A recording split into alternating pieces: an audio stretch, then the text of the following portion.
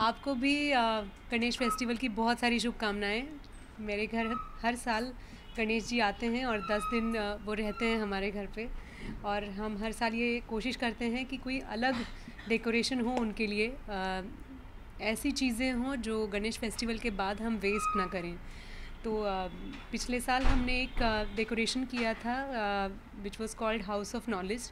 हमने किताबों से गणेश जी का घर बनाया था और गणेश जी विराजमान थे उनके बीच में। लेकिन इस साल हमने कुछ अलग सोचा।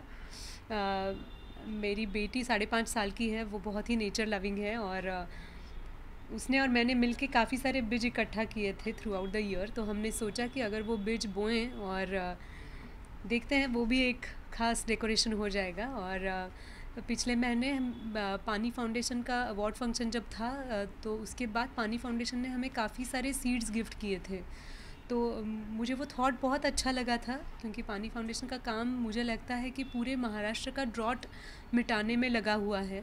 और अगर हम ये बीज सिर्फ देखेंगे नहीं, डेकोरेशन बीज का नहीं करेंगे और उन बीजों को बोएंगे और उससे अगर पेड़ उभर आते हैं, तो मुझे लगता है अगले 5 या कुछ सालों में महाराष्ट्र से ड्रॉट चला जाएगा। तो इस थॉट के साथ हमने शुरुआत की थी और अलग अलग कप्स, ग्लासेस और पॉट्स इकट्ठा किए थे जिनमें हमने बीज बोए थे। और आप देख पा रहे हो ये काफ़ी सारे पौधे आए हैं। और ये मुझे भी इको फ्रेंडली थॉट लगा था। लेकिन एक अच्छी बात ये है कि 10 दिनों के बाद ये जो पौधे आप देख रहे हो वो सूखेंगे नहीं। ये इनका प्रवास शुरू रहेगा, क्योंकि ये अब जाएंगे किसी दोस्त के पास, किसी रिश्तेदार के पास।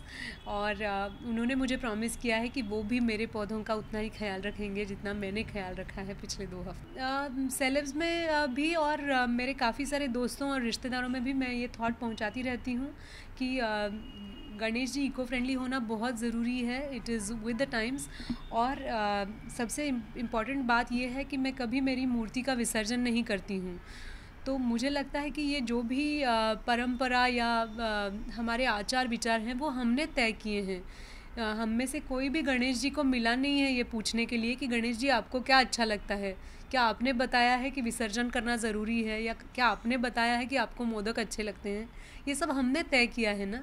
तो ये जो पोएट्री हमारे मन की है ये हमने समझ लेनी चाहिए, और उसके साथ चेंजिंग टाइम्स के साथ हमने भी खुद को बदलना चाहिए और नए थॉट्स को वेलकम करना चाहिए। मुझे लगता है इस साल का गणपति उत्सव मेरे लिए बहुत स्पेशल है, क्योंकि पोस्टर बॉयज़ रिलीज़ हो रही है गणेश फेस्टिवल के तुरंत बाद। और बहुत दिनों बाद मेरी हिंदी फिल्म आ रही है। आपने सिंघम देखी होगी इसके पहले, जो 100 करोर्स वाली जो गैंग थी उनमें से पहली ही फिल्म थी वो। तो बड़ा अच्छा लगा था being a part of Singham. और अब पोस्टर बॉयज़ रिलीज़ हो रही है, जिसमें मैं सनी पाजी के वाइफ़ का रोल कर रही हूँ। इसमें बॉबी भी है, श्रेयस भी है। श्रेयस ने खुद डायरेक्ट की है ये फ़िल्म, और आई मस्ट से श्रेयस ने बहुत अच्छा काम किया है। उसने एक्ट्रेस को भी बहुत खूबसूरत तरीके से समझाया था। फ़िल्म का जॉनर ये कॉमेडी है और बहुत ही फैमिली एंटरटेनर है, हम कह सकते हैं। और सनी पाजी की और मेरी जोड़ी बहुत ही ख़ास है, क्योंकि सनी पाजी का कैरेक्टर मज़ेदार है। वो हमेशा अपने सेल फ़ोन में लगे रहते हैं, हमेशा सेल्फीज़ लेते रहते हैं। फ़िल्म में आप बहुत सारे ऐसे मोमेंट्स देखोगे जहाँ पे आप हंस पड़ोगे कि ये हस्बैंड वाइफ क्या कर रहे हैं। तो बहुत मज़ा आया था उनके साथ काम करने में। और मैंने पहली बार ऐसा पंजाबी लुक परिधान किया है। मैंने कभी ऐसे कैरेक्टर्स नहीं किए हैं। मिशन कश्मीर में मेरा एकदम बिल्कुल ही कश्मीरी लुक था, और दिल चाहता मैं एकदम मॉडर्न था। अलग अलग अग्निवर्षा नाम की फ़िल्म थी, उसमें तो मैं ट्राइबल थी। टैक्सी नंबर 9211 में एक मिडिल क्लास वाइफ थी। अब जाके ये थोड़ा सा पंजाबी या हरियाणवी लुक पहनने में मुझे बहुत मज़ा आया था। पोस्टर बॉयज़ में एक बहुत ही फ़नी सिचुएशंस हैं। गांव के 3 जेंटलमैन हैं जो किसी सिचुएशन में फंस गए हैं, जिसमें उनकी गलती एक्चुअली है नहीं, लेकिन गलती से वो किसी सिचुएशन में फंस गए हैं, जिसके कारण बहुत सारी गलतफहमियां होती हैं फैमिली में, पूरी सोसाइटी में। और वो कैसे उनका सामना करते हैं, उनकी फैमिलीज़ उनका साथ देती हैं, नहीं देती हैं। It is a humorous take on that. मैं पूना से हूँ, तो गणेश उत्सव पूना में बहुत ही स्पेशल तरीके से सेलिब्रेट होता था। मैं जिस सोसाइटी में रहती थी वहाँ पे बहुत सारे नाटक होते थे, डांस होते थे, म्यूज़िक। तो it was actually a cultural exchange, जहाँ पे बड़ों से काफ़ी कुछ सीखना मिलता था। काफ़ी सारी आरतियाँ सीखी मैंने। कॉफ़ी कैसे बनानी होती है 50 लोगों के लिए, ये मैंने गणेश उत्सव में सीखा था। कॉम्पिटिशन्स होते थे बच्चों के लिए, और मुझे लगता है मेरे लिए गणेश फेस्टिवल बहुत इम्पॉर्टेंट है, क्योंकि मेरा पहला ऑडियंस मुझे गणेश फेस्टिवल में मिला है, जो कि मेरे सोसाइटी के लोग थे।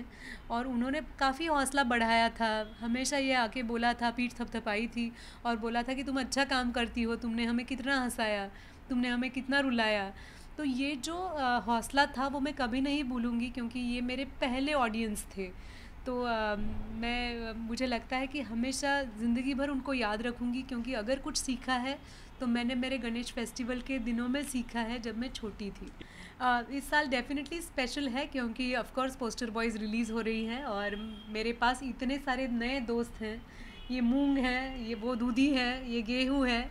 तो ये सारे दोस्त जो हैं वो जाके काफ़ी सारे लोगों में खुशियाँ बांटने वाले हैं, और मुझ में भी एक नई जिम्मेदारी देने वाले हैं कि ये सिर्फ़ एक साल का व्रत नहीं था, ये ज़िंदगी भर भगवान के साथ बोला हुआ वचन है, तो वो मुझे मरते दम तक याद रखना और भी प्रोजेक्ट्स में मेरा एक मुझे लगता है कि it's a very interesting year which is lined up ahead.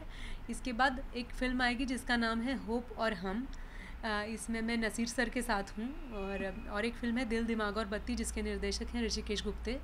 और एक मराठी फ़िल्म है जिसके निर्देशक है सचिन कुंडलकर, उसका नाम है गुलाब जाम। तो बहुत अच्छा काम है, मेरे 2 प्लेस भी चल रहे हैं। एक नाटक है जिसका नाम है गर्दिश में तारे, उसके निर्देशक है सैफ हैदर हसन, और दूसरा है वाइट लिली और नाइट राइडर, जिसकी मैं खुद प्रोड्यूसर हूँ और मिलिंद फाटक उसके डायरेक्टर हैं। तो माई प्लेट लुक्स फुल। और उसके साथ पोएट्री प्रोग्राम भी है, जो बाबा आमटे के पूरे साहित्य पर हमने एक पोएट्री प्रोग्राम बनाया है, जो भी मैंने प्रोड्यूस किया है, and I am performing that show in Bangalore tomorrow, so I keep travelling with my plays also.